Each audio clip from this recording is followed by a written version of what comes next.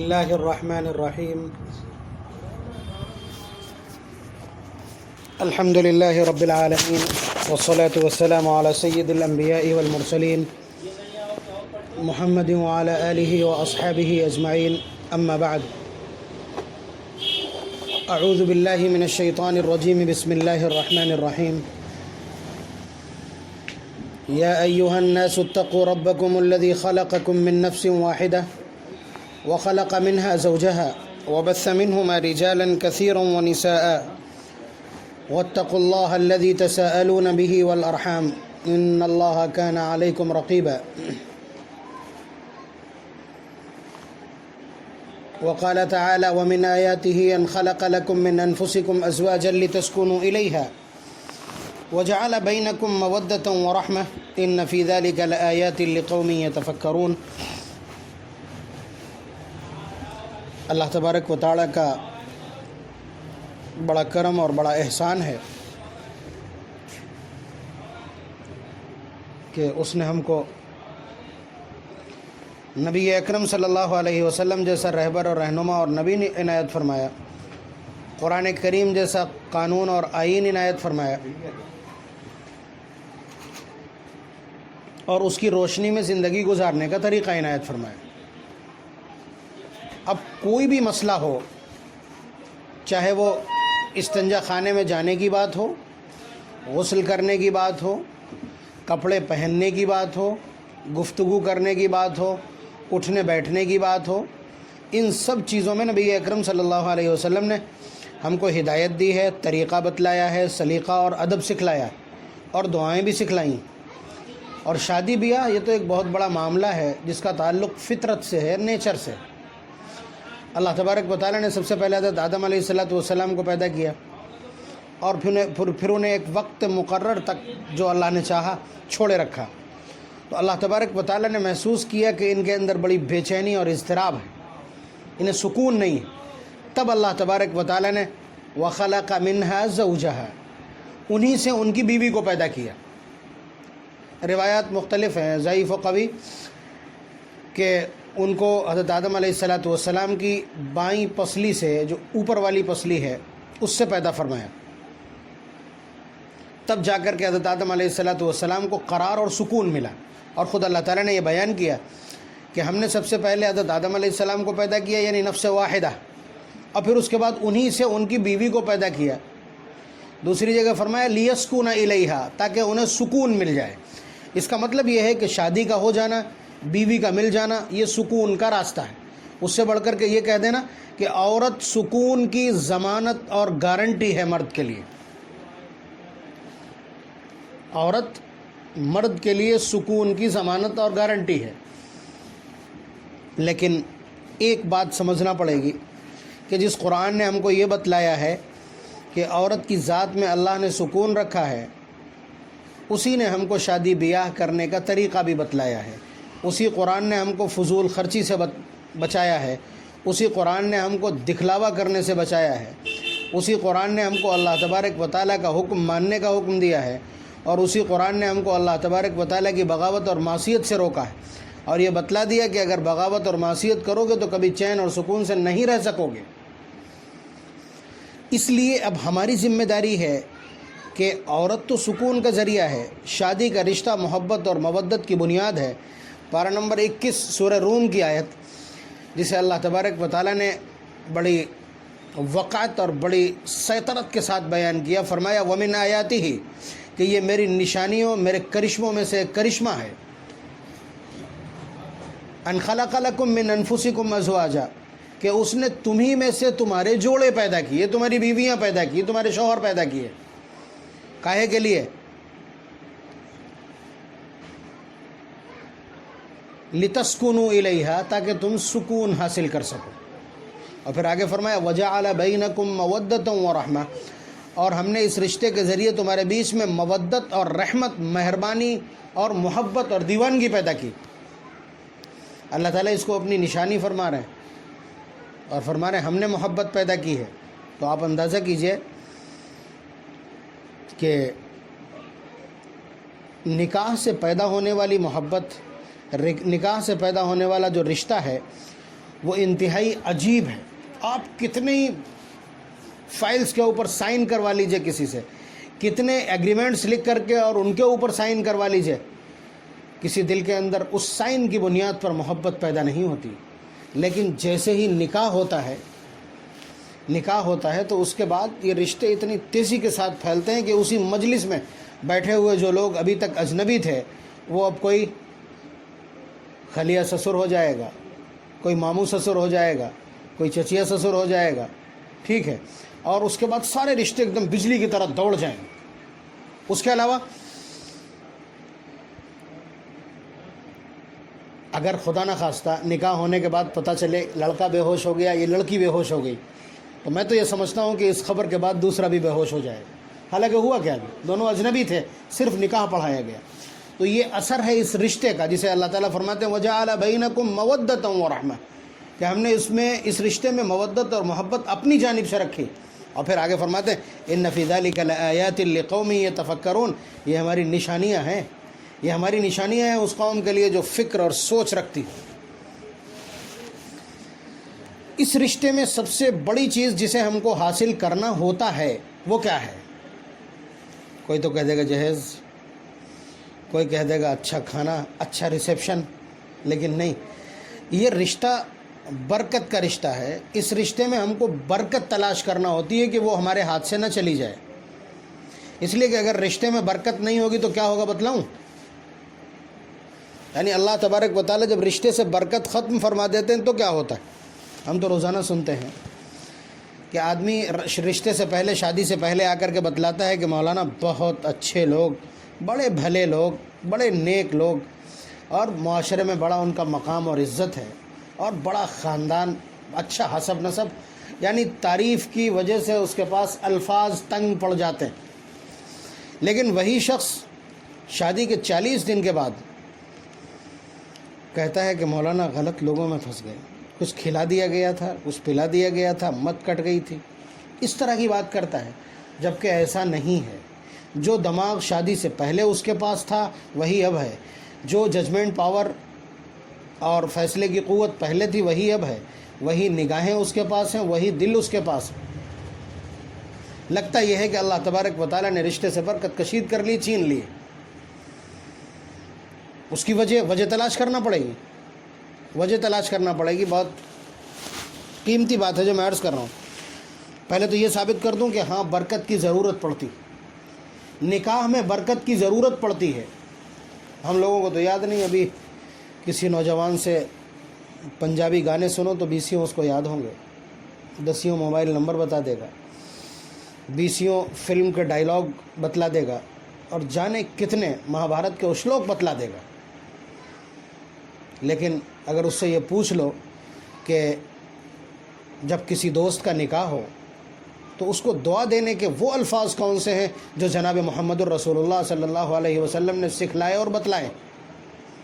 بڑی تیاری، ہزاروں روپے کا سوٹ اور ہزاروں روپے کے منہ سے جوتے پہن کر کے، تیاری کر کے، خوشبوئیں لگا کر کے آیا ہے، گاڑی کر کے آیا ہے، اور طرح طرح کے اس کے ناپاک ارادے ہیں، یہاں فوٹو سیشن میں، وہاں فوٹو سیشن میں، یہ کریں گے وہ کریں گے.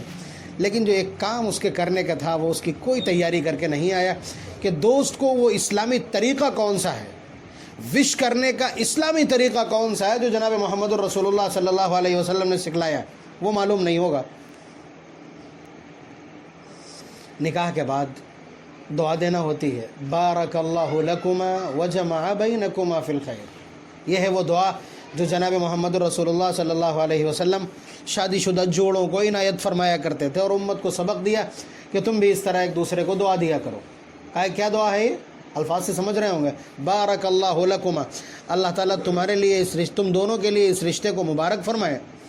وجمع بینکما فی الخیر، اور خیریت کے ساتھ تمہیں متحد اور یکجا رکھیں، یعنی تمہارے بیچ انتشار اور پھوٹ نہ ہو، اور اللہ تعالیٰ اس رشتے میں تمہیں برکت عنایت فرمائے.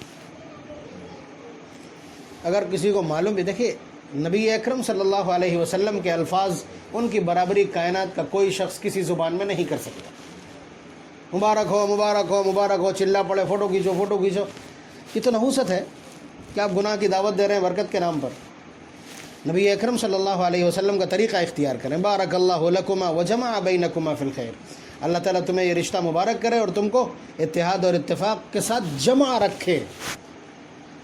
نکاح ایک ایسا اگریمنٹ ہے، ایک ایسا رشتہ ہے جو موت سے بھی ٹوٹتا نہیں ہے۔ آپ سمجھ رہے ہیں یہ رشتہ؟ اب بتائیے جنت میں کیا ہوگا؟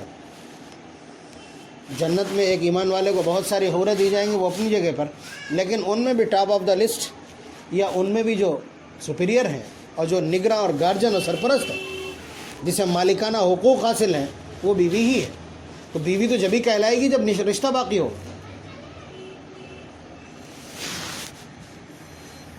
السلام علیکم۔ وعلیکم السلام جی۔ اچھا تو پڑھ جائیں گے کیا دیا تھا میں نے؟ تو یہ الفاظ بولے جانا، اس کا مطلب یہ ہے کہ کیا آپ دینا چاہتے ہیں، آپ کیا دیکھنا چاہتے ہیں۔ نبی اکرم صلی اللہ علیہ وسلم نے یہ ویو تو کلیئر کر دیا نا کہ آپ دولہے کے پاس، اس نوشے کے پاس، اس جوڑے کے پاس کیا دیکھنا چاہتے ہیں۔ یہ طے ہو گیا نا کیا؟ برکت اور خیر۔ بارک اللہ لکما وجمع بینکما فی الخیر، یعنی اللہ تعالیٰ تمہیں خیریت کے ساتھ سلامت رکھے، جمع رکھے آپس میں، اور تمہیں برکت عنایت کرے۔ یہ برکت کہاں سے آئے گی، کس چیز میں آئے گی؟ مطلب یہ اگلی بات بھی بڑی اہم ہے کہنے کے حساب سے۔ سب سے زیادہ برکت کس چیز سے حاصل ہوگی؟ اچھی سجاوٹ سے، لگژری گاڑیاں بارات میں ہوں، لمبی بارات ہو، لمبا مہر ہو، لمبا جہیز ہو، اچھا کھانا ہو، اچھی بری ہو۔ نبی اکرم صلی اللہ علیہ وسلم نے جو کچھ ارشاد فرمایا اس سے پہلے ہم اپنے نظریات دیکھ لیں۔ مطلب یہ کہنا بہت آسان ہو جائے گا کہ ہم نبی اکرم صلی اللہ علیہ وسلم کے طریقے سے کتنا دور جا پڑے ہیں۔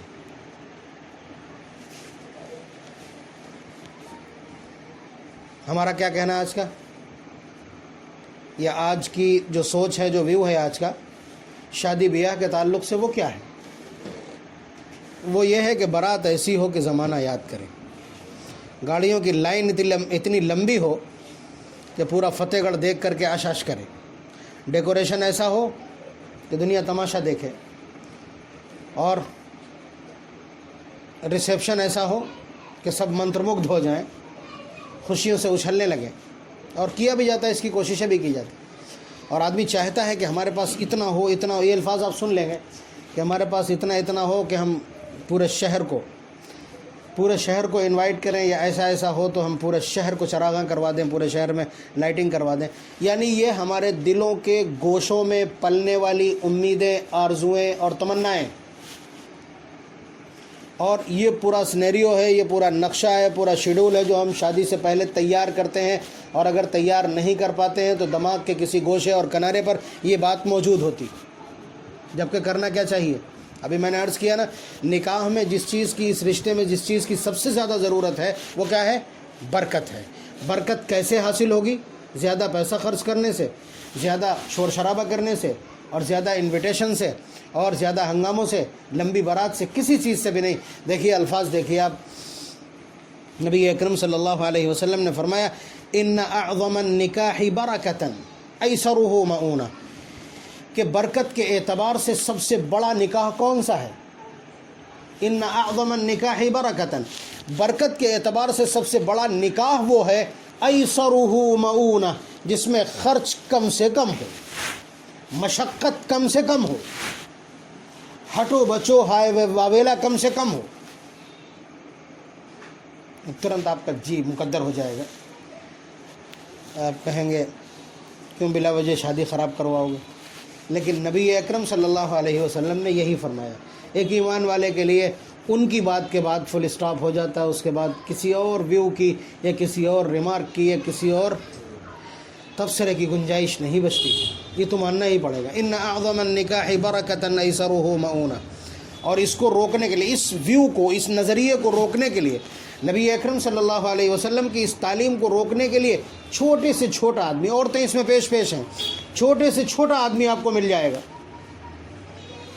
اگر آپ کہیں کہ بھائی صحرا نہیں ڈالیں گے، ٹھیک ہے، ویڈیوگرافی نہیں کرائیں گے، ٹھیک، اس کے علاوہ میوزک نہیں لگے گا، गाड़ियाँ बहुत ज़्यादा नहीं होंगी, ठीक है, हंगामा बहुत ज़्यादा नहीं होगा।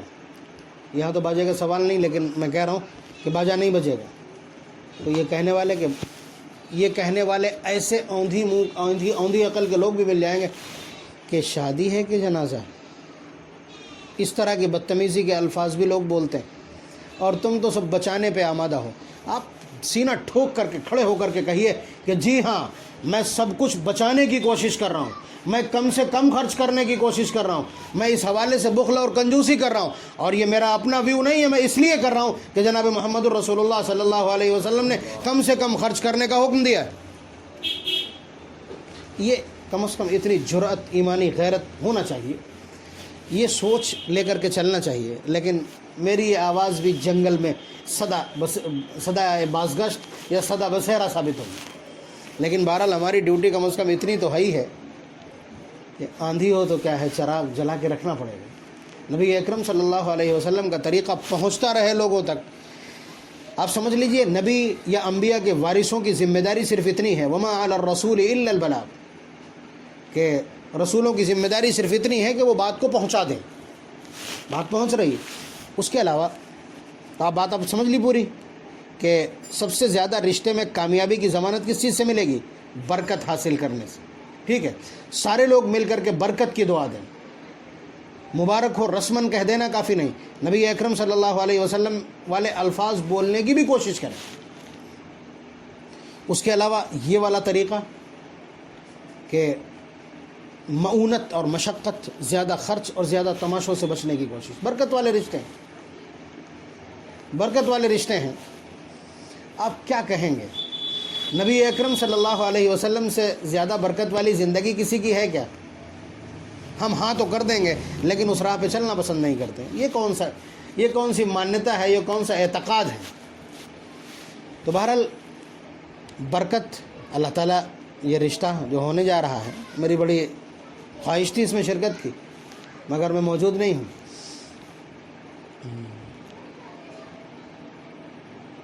उसके अलावा इस रिश्ते में या शादी के मौक़ों पर गुनाह करने के लिए लोग और औरतें बहाना तलाश करती। चूँकि नबी अकरम सल्लल्लाहु अलैहि वसल्लम ने इरशाद फरमाया, बहनें मौजूद हैं इसलिए मैं अर्ज़ कर रहा हूँ, हुज़ूर ने फरमाया अन्निसाउ हिबालतुश शैतान, कि औरतें शैतान का जाल हैं। शैतान का जाल हैं, यानी वो औरतों को बतौर जाल इस्तेमाल करता है शिकार करने के लिए। और जब जाल का इस्तेमाल होता है तो हालात क्या पेश आते हैं, मतलब उसकी वजाहत मैं कर रहा हूँ। चिड़िया बहुत अच्छा उड़ लेती है, लेकिन जब वो जाल में फंसती है तो उसकी बेबसी देखने काबिल होती है। मछली बहुत अच्छा तैरना जानती है, उस पर निगाहें नहीं टिक सकती जब वो पानी में हो, लेकिन जब जाल में फंसती है तो बेबस हो जाती है। शेर जंगल का बादशाह है, लेकिन किसी इंसान की तदबीर से जब जाल में फंसता है, जंगले में फंसता है तो दहाड़ के रह जाता है। यही हाल, मर्द अपने आप में बड़ा मुदब्बिर है, बड़ा फ़िक्रमंद है, बड़ी अच्छी जहनीत रखता है, और इस कायनात का निज़ाम चला और देख सकता है। वो पलक झपकते ही हालात को तब्दील कर सकता है, लेकिन जब उसका पैर जुल्फ़ों में हिलकता है तो फिर उसके बाद बेबसी देखने के काबिल होती है। ये मतलब है अन्निसाउ हिबालतुश शैतान, कि औरत शैतान का जाल है। अब देखिए, मैं बतलाऊँ आपको, मैं बात कर रहा हूँ कि किसी तरह ऐसे आमाल इख्तियार किए जाएँ, शादी को इस अंदाज से अंजाम दिया जाए कि जिससे बरकत के सारे उन्वानात हासिल हों, ये रिश्ता बाबरकत हो और ये बरकत जन्नत तक चले। समझ रहे हैं? इसलिए कि ऐसा एग्रीमेंट है जिसके नताइज इतने दूरगामी हैं, जन्नत तक, आखिर तक। ये आखिर है, ये कभी ख़त्म न होने वाला रिश्ता। ईमान का रिश्ता, यानी ला इलाहा इल्लल्लाह पढ़ कर के जो एग्रीमेंट आपने साइन किया है, या निकाह के ज़रिए से जो एग्रीमेंट आपने साइन किया है, ये मरने से टूटता नहीं है, ये आगे जाएगा, क़यामत तक चलेगा और जन्नत में भी बाकी रहेगा। तो इस बरकत को ख़त्म करने के लिए शैतान ने अपने एजेंट लगा दिए हैं। अब मैं कहूँगा तो थोड़ा सा कड़वा तो लगेगा ही, औरतों को ये जिम्मेदारी दे दी उसने। अब मिसाल के तौर पर मेहंदी लगाना मर्द के लिए जायज़ नहीं, आप समझ रहे हैं? مہندی لگانا مرد کے لیے جائز نہیں. اور کیسے نہیں جائز ہے، میں اس کے لیے صرف ایک حدیث ذکر کر رہا ہوں. حضور کے زمانے میں ایک شخص تھا، کبھی کبھی ہوتے ہیں نا ایسے مرد جن کے اندر زنانی عادتیں آ جاتی ہیں، چال ڈھال اس طرح کی ہوتی ہیں، تو ان کی عادتیں کچھ اس طرح کی. اتفاق سے انہوں نے مہندی لگا لی ہاتھوں میں، تو صحابہ ان کو پکڑ کے لے آئے حضور کی خدمت میں. آپ بتلائیے کہ پکڑ کے لانے کا مطلب کیا ہے؟ غلطی کی ہے، مجرم تبھی پکڑ کے آتا ہے. اس کے بعد جو نبی اکرم صلی اللہ علیہ وسلم کا ریئیکشن اور ایٹیٹیوڈ ہے وہ دیکھنے سے تعلق رکھتا ہے. حضور نے بہت چونک کر کے ان سے پوچھا، ما بال ھذا، یہ کیا ہے، یہ کیا ہے؟ حضور کا تعجب، حضور کا ریئیکشن، حضور کا ایٹیٹیوڈ دیکھ کر کے ایک دوسرے صحابی جو وہاں کھڑے ہیں وہ معلوم ہے کیا پوچھتے ہیں؟ الا اقتلہ یا رسول اللہ، کیا میں اس کو قتل نہ کر دوں؟ دیکھیے گا، مطلب یہ ہے کہ میں ابو داؤد کی روایت نقل کر رہا ہوں. تو حضور نے جواب میں یہ ارشاد فرمایا، کنت نہیت عن قتل المصلین، کہ مجھے نماز پڑھنے والوں کے قتل سے منع کیا ہے اللہ نے. یعنی یہ نماز پڑھتا ہے، اس وجہ سے اس کو چھوڑا جاتا ہے. تو آپ اس کے پیچھے صرف اتنا جا کر کے دیکھیں کہ یہ عمل نبی اکرم صلی اللہ علیہ وسلم کی بارگاہ کا انتہائی ناپسندیدہ عمل. لیکن آپ دیکھیے، بہنیں کہیں گی، بھابیاں کہیں گی، یا پھوپھیاں کہیں گی، خالائیں کہیں گی، بیٹا مولانا نے منع کیا تو کیا ہوا، ایک خالی اس میں چھنگلی میں لگا لو، بس اس میں لگا لو، چاہے بس اس میں، اور وہ سو رہا ہوگا اور لگا دیں گے. آپ ان سے پوچھ لیں کہ مزہ کیا ہے اس میں، اس سے فائدہ کیا ہے؟ آپ بتائیے، پوری زندگی دوبارہ کبھی مہندی نہیں لگائے گا، کبھی مہندی نہیں لگائے گا. مرد مہندی لگاتے ہی نہیں، بلکہ نبی اکرم صلی اللہ علیہ وسلم نے اس کو عورتوں کی خصوصیت، آبجیکٹ قرار دیا، ان کی صفت ہے یہ. ایک خاتون آئی حضور کی بارگاہ میں، انہوں نے ایک خط بڑھایا پردے کے پیچھے سے. اب حضور نے ڈانٹ کر کے ان سے کہا کہ مجھے کیا معلوم یہ کسی عورت کا ہاتھ ہے یا مرد کا. تو پیچھے سے انہوں نے دھیرے سے کہا کہ اللہ کے رسول، میں ایک عورت ہوں. تو حضور نے فرمایا، لو کنت امرأة لغیرت اظفارک بالحنہ، کہ اگر تو عورت ہوتی تو تیرے ناخن مہندی سے رنگے ہوئے ہوتے. آپ سمجھ رہے الفاظ؟ اگر تو عورت ہوتی تو تیرے ناخن مہندی سے رنگے ہوئے ہوتے. یعنی یہ عورت کی پہچان ہے، عورت کی خصوصیت ہے. اور حضور نے دوسری جگہ فرمایا، لعن اللہ المشبہین، لعن اللہ المشبہین بالنساء والمشبہات بالرجال. اللہ تعالیٰ کی لعنت ان مردوں پر جو عورت کی چیزیں استعمال کریں، اور اللہ تعالیٰ کی لعنت ان عورتوں پر جو مردوں کی چیز استعمال کریں. تو آپ دیکھ رہے ہیں یہ ایک ایسا مسئلہ ہے. لیکن اس میں آپ ضد دیکھیے، ضد ہوگی، لگی نہیں لگی. ندیم بہت مضبوط ہے ہمارا. اور علیہ السلام. تو اس کے علاوہ صحرا ڈالنے کا تو بڑا ارمان ہے، صحرا دیکھنے کا بڑا ارمان ہے. اس طرح کی باتیں بھی آپ کو سننے کو مل جائیں گی. تو حالانکہ یہ بھی ناجائز عمل ہے. اس کے علاوہ آپ دیکھیں کہ تعویذ ڈالنے اور نہ ڈالنے پہ بحث ہے. اور مسئلہ یہ ہے کہ اگر تعویذ میں قرآن کریم کی آیات اور کوئی ایسی دعا جس میں شرک نہیں ہے وہ لکھی ہے تو ڈالنا درست ہے، تب بھی بہت زیادہ پسندیدہ اور اچھی بات نہیں، ٹھیک ہے. اور اگر اس میں مشتبہ عبارت لکھی ہے، یعنی جس کا مطلب معلوم نہیں ہے، شرکیہ ہے، اللہ کے سوا کسی کو اس میں پکارا گیا ہے یا فلاں مدد، تو ایسا تعویذ ڈالنا حرام ہے. مطلب ہم ابھی تعویذ کی بحث میں جس میں قرآنی آیات یا ادعیہ معصورہ لکھی ہیں حضور سے نقل شدہ. اور دولہا صاحب وہ نوٹ ڈالے ہوئے ہیں جس میں کافر کی تصویر بنی. آپ سمجھ رہے ہیں؟ تصویر نمازی نہیں ہوگی. تصویر اگر آپ کے فرنٹ میں ہے تو آپ کی نماز گڑبڑا جائے گی، ٹھیک ہے، داغدار ہو جائے گی. اس کے علاوہ دولت کو اتنا آگے بڑھا دینا کہ گلے میں لٹک جائے. نبی اکرم صلی اللہ علیہ وسلم نے فرمایا، لِكُلِّ أُمَّةٍ فِتْنَةٌ وَفِتْنَةُ أُمَّتِي الْمَالِ، کہ ہر امت کے لیے کوئی نہ کوئی چیز فتنہ تھی اور میری امت کا فتنہ مال ہے. جادو سر چڑھ کے بول رہا. بہنیں بزد ہیں، 2000 والے نوٹ کا ڈالیں گے، دوگنے وصول کریں گے، دوگنے ایسے ہی دے دیجیے. ندیم میاں سے ہم کہہ رہے ہیں دوگنے ایسے ہی دے دینا ان کو، اور ان سے کہہ دینا کہ یہ عمل ٹھیک نہیں ہے، اس لیے نہ کریں ایسا۔ تو اگر ان ساری چیزوں کو بچا کر کے رشتہ ہوتا ہے، آپ دیکھیں کبھی کبھی ایسا بھی دیکھنے میں آپ کو ملے گا کہ ایک لڑکی جس کے بارے میں مشہور تھا کہ چانڈال ہے، ٹھیک ہے، چڑیل ہے اپنی فطرت اور عادت سے، اور آگ لگا دے گی جہاں چلی جائے گی، لیکن وہ آ کر کے اتنی شریف ثابت ہوتی ہے کہ اس جیسی لڑکیاں ڈھونڈنے نہیں ملتی۔ ایسا بھی دیکھا ہوگا۔ یہ بدلتا کون ہے ایٹیٹیوڈ؟ فطرت کس کے اختیار میں؟ اور یہ تو آپ روزانہ دیکھتے ہیں کہ سوچ کے یہ کیا تھا کہ بہت شریف، بہت فرما بردار اور بہت نیک سیرت، نمازوں کی پابند، لیکن یہاں آنے کے بعد ایک دم زندگی بدل گئی، فلمی سٹائل ہو گیا پورا۔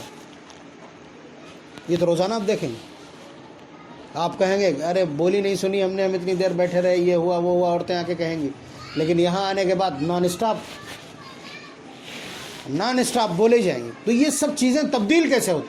سب کچھ اللہ تبارک و تعالیٰ کے اختیار اور قدرت میں ہے۔ وہ جس بیوی کو چاہیں گے، جس عورت کو چاہیں گے، وہی سکون کا ذریعہ بنے گی۔ ورنہ اسی دھرتی کے اوپر آپ اس طرح کے انسیڈنٹس، حادثات اور واقعات دیکھیں گے کہ ایک جوڑا ایسا ہے جو دعا کرتا ہے کہ بار الہ ایک بچہ دے دیجئے، چاہے لنگڑا لولا ہی کیوں نہ ہو، بیٹی دور کی بات ہے لنگڑا لولا ہو، کم از کم بانجھ ہونے کا کلنک تو ختم ہو جائے گا۔ اور ایسے لوگ بھی آپ کو دسیوں مل جائیں گے اپنے ہی آس پاس کہ ان کا اکلوتا بیٹا ہے اولاد کے نام پر، اور وہ دعا کرتے ہیں کہ اللہ اس سے تو بغیر اولاد کے اچھے تھے۔ آپ بتائیے، ایک کے پاس اولاد موجود ہے اور ایک اولاد کے لیے ایڑیاں رگڑ رہا ہے، کیا مطلب ہے؟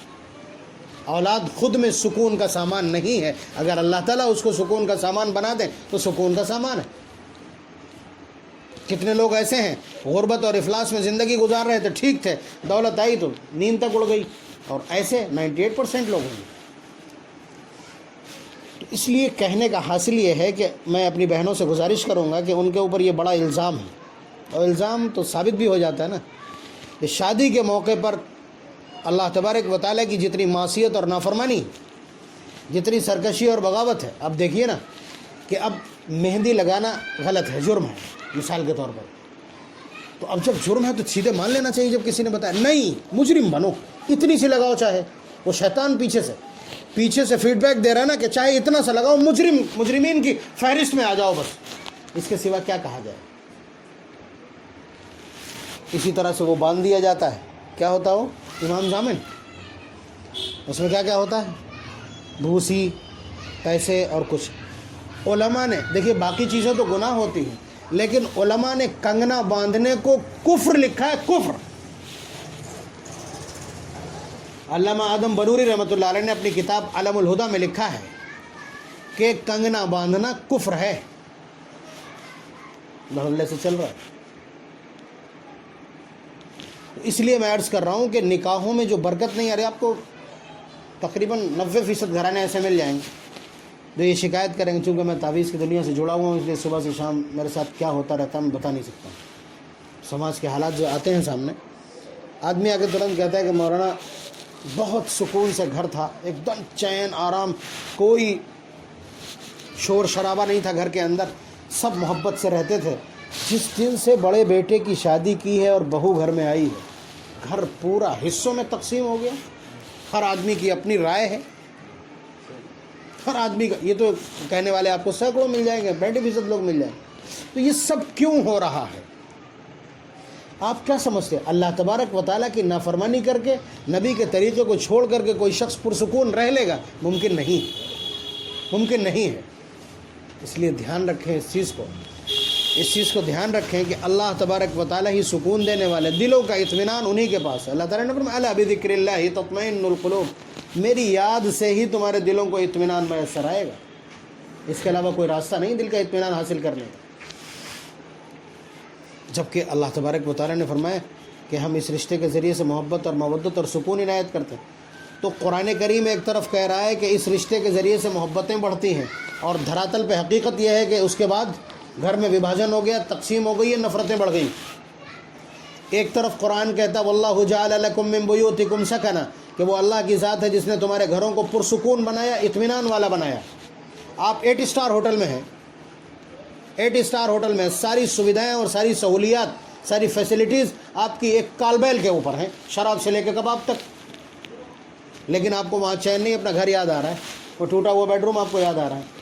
تو سکون اللہ نے گھر کے اندر رکھا ہے، اس لیے یہاں سکون ہے۔ اگر سہولیات اور آسائش میں تو 8 اسٹار ہوٹل میں زیادہ سکون ہونا چاہیے، لیکن آج کے حالات یہ ہیں کہ بیٹا سوچتا ہے تھوڑی دیر کے لیے گھر سے نکل کے، کہیں تو بند ہے کم سے کم، گھر سے نکلنے کے بعد آدمی ٹھنڈی سانس لیتا ہے، آفس میں ہے تو ٹھنڈی سانس، ٹھیک ہے، یہ الٹا ہو گیا، گھر میں سکون نہیں، باہر سکون ہے، اور رشتے کے بعد سکون اور محبت تھی، اب بعد میں سکون ہے۔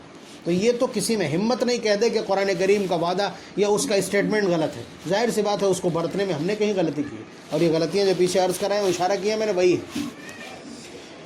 تو اس لیے رشتوں کو برتنے کے لیے بڑی اہمیت کی ضرورت ہے، اور یہ بھی رشتہ ہے، اللہ تبارک و تعالیٰ اس میں برکت نصیب فرمائے، اس کو گناہوں سے بچائے، نظر بد سے بچائے، اور شیطان کے مکر اور فریب سے بچائے، عورتوں کے مکر اور فریب سے بچائے، اور اس رشتے میں محبت اور مودت پیدا فرمائے۔ دعا فرما لیجیے۔ الحمدللہ رب العالمین، اللہم صلی علی سیدنا وعلی آل سیدنا و مولانا محمد وبارک وسلم۔ اے اللہ اس مجلس کو بے پناہ قبول فرما لیے۔